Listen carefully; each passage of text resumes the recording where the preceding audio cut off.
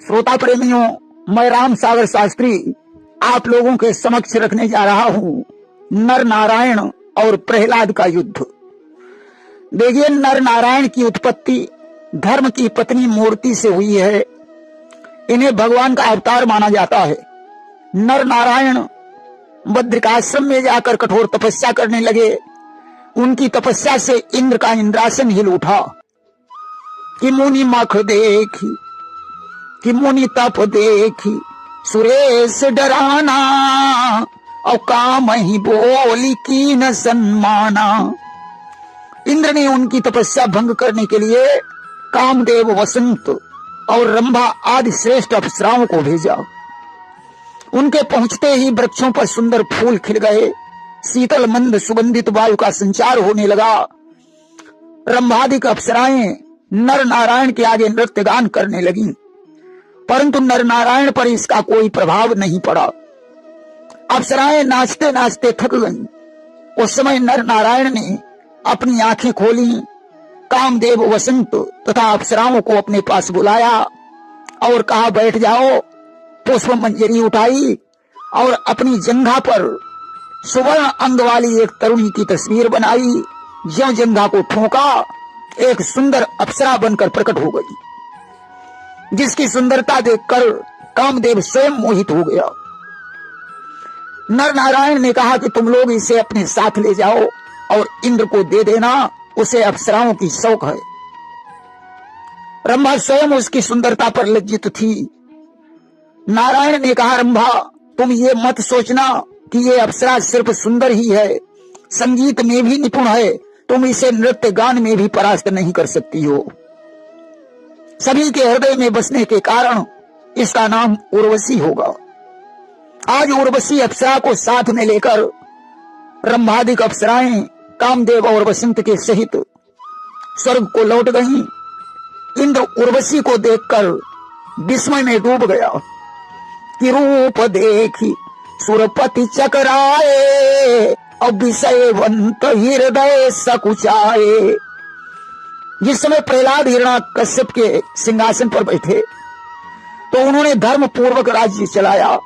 वे ब्राह्मण और देवताओं की पूजा करते थे। उनके शासन काल में ऋषि मुनि निर्भय होकर यज्ञ और तपस्या करते थे। एक बार की बात है, महर्षि च्यवन नकुलेश्वर का दर्शन करने की इच्छा से जा रहे थे। अचानक उन्हें एक नदी दिखाई पड़ी।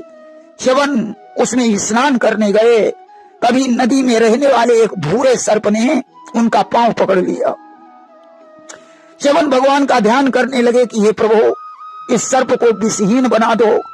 भगवान की कृपा से सर्प विषहीन हो गया, परंतु उसने च्यवन का पैर नहीं छोड़ा कि च्यवन बहुत कुछ जोर लगावा और नांग घसीट रसातल लावा। वह च्यवन इसको घसीट कर रसातल में ले गया। वहां उसने छोड़ दिया। अब तो नाग कन्याएं वहां ऋषि की पूजा करने लगी। च्यवन ऋषि वहां घूमते घूमते दानवों के विशाल नगर में पहुंच गए। उसी नगर में प्रहलाद का महल था। अब तो प्रहलाद ने ज्यों च्यवन को देखा, साष्टांग प्रणाम किया, यथोचित सत्कार करके पूछा कि बोले, मुनि चरण धार करके सेवक का मान बढ़ाया है, पर दया धाम बतलाओ तो किस कारण कष्ट उठाया है। प्रहलाद ने कहा, मुनिवर, आपने अपनी चरण रज से हमारे नगर को पवित्र कर दिया है, परंतु यहाँ आने का कारण क्या है? च्यवन ने कहा, मैं महातीर्थ में स्नान करके नकुलेश्वर का दर्शन करना चाहता था। अस्तु एक नदी में मैंने स्नान किया। एक नाग ने आकर मेरा पांव पकड़ लिया और घसीट कर यहाँ पहुंचा दिया। प्रहलाद ने कहा, मुनीश्वर, पृथ्वी, आकाश और पाताल में कौन सा महान तीर्थ है? च्यवन ने कहा, राजन, पृथ्वी पर नैमिषारण्य महान तीर्थ है, आकाश में पुष्कर महान तीर्थ है और पाताल में चक्र तीर्थ महान तीर्थ है। प्रहलाद ने विचार किया कि अब पृथ्वी के महान तीर्थ नैमिष का दर्शन करना चाहिए। वहां चलकर पीताम्बरधारी विष्णु के दर्शन हो जाएंगे। उन्होंने दैत्यों को सूचना करवा दी और नैमिष को चल पड़े। गोस्वामी तुलसीदास जी ने मानस में लिखा है, कि तीरथ वर नैमिष विख्याता, अति पुनीत साधक सिद्धिदाता। परम पवित्र तीर्थ नैमिष साधकों को सिद्धि प्रदान करने वाला है, जहां ऋषि मुनि तपस्या किया करते हैं। एक कवि ने लिखा है कि तपो भूमि तारन तरन संत सृजन सुखधाम, तीर्थ नैमिषारण्य को मेरा कोटि प्रणाम। नैमिष तपोभूमि है, जहां संत महात्माओं के दर्शन होते हैं। आज प्रहलाद उस नैमिषारण्य में पहुंचे। स्नान करने के बाद वे वन विहार करने लगे। घूमते घूमते वे सरस्वती नदी के तट पर पहुंचे, जहां साल वृक्षों के समीप उन्हें दो ऋषि तपस्या करते हुए दिखाई पड़े, जिनके बगल में सारंग और अजगव, दो धनुष और दो बड़े तरकस रखे हुए थे। प्रहलाद ने उन्हें दंभी समझकर उनसे पूछा कि आप लोग महात्मा होकर धनुष और तरकस क्यों रखते हो?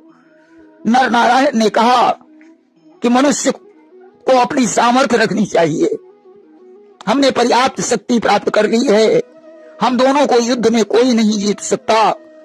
प्रहलाद ने कहा तो मैं देख लेता हूं कि तुम में कितनी सामर्थ्य है। अब तो नर नारायण उठकर खड़े हो गए, दोनों में युद्ध होने लगा। नर एक बाण छोड़ते हैं तो प्रहलाद दो बाण छोड़ते हैं। नर ने 100 बाण छोड़े तो प्रहलाद ने 1000 बाणों का संधान किया। जब प्रहलाद ने 1000 बाण छोड़े तो नर नारायण ने असंख्य बाण छोड़े। प्रहलाद ने ब्रह्मास्त्र का संधान किया तो नर ने माहेश्वर अस्त्र छोड़ा। दोनों अस्त्र टकराकर जमीन पर गिर गए। अब प्रहलाद गदा लेकर रथ से कूद पड़े। नारायण ने नर को पीछे हटाया। प्रहलाद ने आगे बढ़कर नारायण के सिर पर गदा का प्रहार किया। गदा चूर चूर हो गई। प्रहलाद अपने रथ पर जाकर बैठे और बाणों की वर्षा करने लगे। देवता आकाश से युद्ध देख रहे हैं, फूलों की वर्षा कर रहे हैं। नारायण ने प्रहलाद का धनुष काट दिया, उन्होंने दूसरा धनुष लिया, नारायण ने उसे भी काट दिया। अब तो प्रहलाद जो धनुष लेते हैं नारायण उसे काट देते हैं। प्रहलाद ने परिघ, मुदगर, प्रास का संधान किया, नारायण ने उन्हें भी काट दिया और प्रहलाद के हृदय में एक बाण मारा। प्रहलाद मूर्छित होकर रथ में गिर गए। होश आने पर वे फिर युद्ध करने के लिए आगे बढ़े। नारायण ने कहा यह संध्या का समय है, कल प्रातः काल युद्ध करने के लिए फिर आ जाना। कि संध्या काल गयो नियराई और प्रातः काल आइयो फिर भाई। इस तरीके से हजारों वर्ष युद्ध होता रहा। एक रात्रि को प्रहलाद ने विचार किया कि इन्हें जीतने के लिए क्या किया जाए। अब वे भगवान विष्णु के पास पहुंचे। उन्होंने नर नारायण के युद्ध की कहानी बताई। भगवान विष्णु ने कहा कि नर नारायण को कोई देव और राक्षस नहीं जीत सकता है। प्रहलाद ने कहा प्रभु, तो मैंने उन्हें जीतने की प्रतिज्ञा की है, फिर मेरी प्रतिज्ञा का क्या होगा? भगवान ने कहा प्रहलाद, मैं ही नारायण हूं, अतः उन्हें जीतने के लिए शक्ति की नहीं भक्ति की जरूरत है।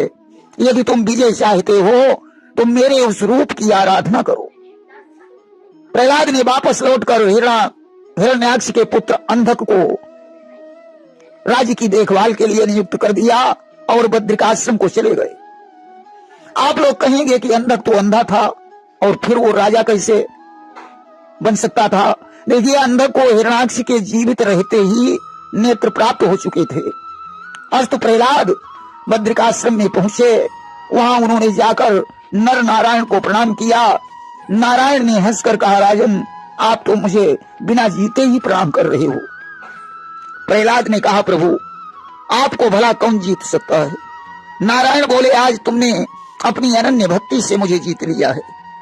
हारने के बाद लोग दंड देते हैं, परंतु मैं तुम्हें दंड के बदले में वरदान दूंगा। मांगो, तुम क्या मांगना चाहते हो? प्रहलाद ने कहा, प्रभु, आपसे युद्ध करके मुझे जो पाप लगा है वो पाप नष्ट हो जाए, मेरी बुद्धि देव पूजा में लगी रहे और मेरा मन आपके चरणों में लगा रहे। नारायण ने तथास्तु कह दिया। प्रहलाद ने कहा, प्रभु, अब मैं छोड़े हुए राज्य को कैसे प्राप्त करूं? नारायण ने कहा, तुम अब दैत्यों को कल्याणकारी बातों का उपदेश दो और मेरा भजन करो। नारायण को प्रणाम करके प्रहलाद अपनी राजधानी में पहुंचे। प्रहलाद को देखकर दैत्यों ने कहा कि अपने राज्य को स्वीकार करो। प्रहलाद ने कहा नहीं, अब मैं राज्य स्वीकार नहीं करूंगा, अब इस राज्य का अधिकारी अंधक ही रहेगा। उन्होंने अंधक का अभिषेक कर दिया और भगवान नारायण के ध्यान में लग गए। अंधक ने भगवान शंकर की तपस्या करके देवता, सिद्ध, ऋषि एवं नागों से न जीतने का वरदान प्राप्त किया। शुक्राचार्य को पुरोहित बनाकर देवताओं पर विजय प्राप्त करके संपूर्ण पृथ्वी को वश में कर लिया। राजाओं को परास्त करके उसने उन्हें अपना सामंत बना लिया। एक दिन वह सेना सहित सुमेरु पर्वत देखने गया कि साज सेन अंधक बलदाई और गिर सुमेरु ढिंग पहुंचो जाई। उधर इंद्र देव सेना तैयार करके ऐरावत हाथी पर सवार होकर युद्ध के लिए निकले। उनकी सेना में 12 आदित्य, 11 रुद्र, 8 वसु, 13 विश्वदेव, अश्विनी कुमार, यक्ष और गंधर्व थे। उधर अंधक रथ पर सवार था। उसकी सेना में विरोचन, हयग्रीव, मैदानव, दुंदुभि, संबरासुर आदि अनेकों राक्षस थे। आज राक्षस और देवताओं के बीच घमासान युद्ध होने लगा। लागे चलन विविध हथियारा और भयो युद्ध को बर नहीं पारा। युद्ध से रक्त की धार बहने लगी। प्रहलाद यमराज के साथ युद्ध कर रहे हैं। विरोचन और वरुण का सामना है। जम्बासुर कुबेर के साथ युद्ध कर रहा है। संबरासुर और पवन देव का युद्ध हो रहा है। मैदानव अग्निदेव से हयग्रीव सूर्य देव के साथ युद्ध कर रहा है। अंधक और इंद्र का युद्ध हो रहा है। जो युद्ध में सामना करके मरता है उसे अप्सराएं उठाकर स्वर्ग लोक ले जाती हैं। अंधक ने इंद्र पर मोर पंखी बाण चलाए। इंद्र ने वज्र के द्वारा उसके बाणों को भस्म कर दिया। इंद्र के वज्र से जब अंधक का रथ भस्म हो गया तो अंधक ने इंद्र के सामने पहुंचकर मुष्टिक का प्रहार किया। इंद्र पृथ्वी पर गिर पड़े। उसने शरण का प्रहार करके ऐरावत हाथी के दांत तोड़ दिए और लात मारकर हाथी को गिरा दिया। इंद्र वज्र लेकर अमरावती में घुस गए। अंधक ने देव सेना को हाथ और लात मार करके जमीन पर गिरा दिया। उधर यमराज ने प्रहलाद पर दंड चला दिया। सेना में हाहाकार मच गया। अंधक दौड़कर वहां पहुंचा और उसने दंड को बाएं हाथ से पकड़ लिया और चारों तरफ घुमाने लगा। यमराज अंतर ध्यान हो गए कि काल दंड चौर घुमावा, अंतरहित यमपति को पावा। उधर वरुण राक्षस सेना को पांसों में बांधकर गदा द्वारा विदीर्ण कर रहे थे। विरोचन वरुण के सामने पहुंचा। उसने भल्लों का प्रहार किया। वरुण ने गदा मारकर उसे पृथ्वी पर गिरा दिया और उसके हाथी को पांसों में बांध दिया। अंधक ने पांस को काट दिया। वरुण ने हाथी की पूंछ पकड़ी और विरोचन को वासुकी की रस्सी से हाथी में बांध दिया और पीलवान सहित उठाकर आकाश में फेंक दिया। विरोचन नीचे गिरा और फिर युद्ध करने के लिए आगे बढ़ा। वरुण गदा और पास लेकर विरोचन को मारने के लिए दौड़े। सेना चिल्लाने लगी। जंभासुर तत्काल वहां पहुंचा। वरुण ने उसे पांच से मारकर गिरा दिया। बाकी दैत्य भाग गए। अब तो अंधक और वरुण का युद्ध होने लगा। वरुण ने अंधक के ऊपर गदा और पांच फेंका।